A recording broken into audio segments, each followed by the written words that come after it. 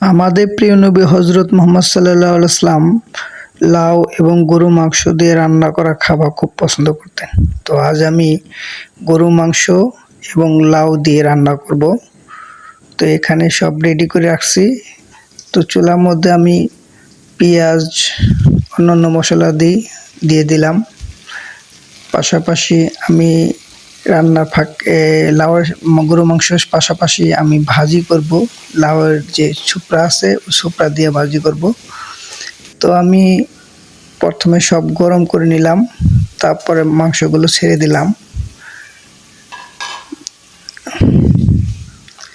ভালো করে নেড়ে নিলাম যেন মাংসগুলো ভালো করে কষানো হয়।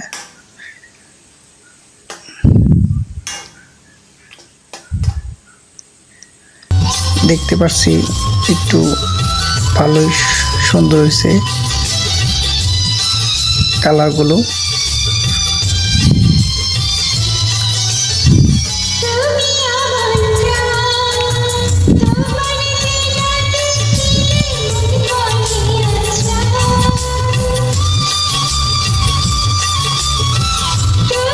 মাংস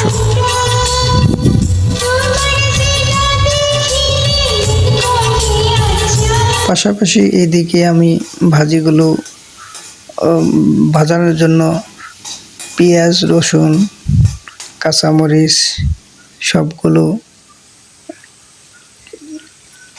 রেডি করলাম। ভাজিগুলো ছেড়ে দিলাম।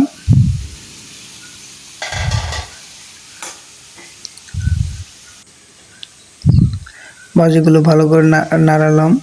পাশাপাশি গরু মাংসগুলো গরম হচ্ছে, হিট হচ্ছে এবং লাউগুলো ছেড়ে দিলাম। দেশি লাউ একদম টাটকা, ভালো করে নেড়ে নিলাম। এদিকে ভাজিগুলো ভালো করে নাড়াচ্ছি।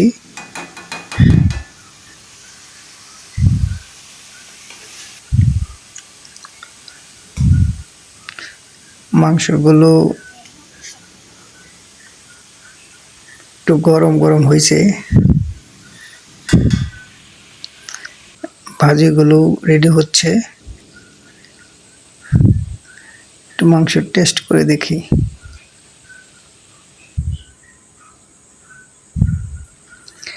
তো শেষ পর্যায়ে প্রায় রান্না।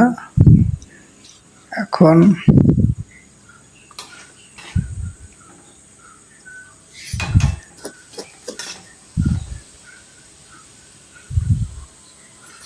ভাজিগুলো রান্না শেষ। তো আমরা রান্না করে শেষ করলাম। এখন ভাত খাবো। ভাজি, লাউগুলো দেখতে খুব সুন্দর লাগছে। নামাজ পড়ে ভাতগুলো খেয়ে নিলাম।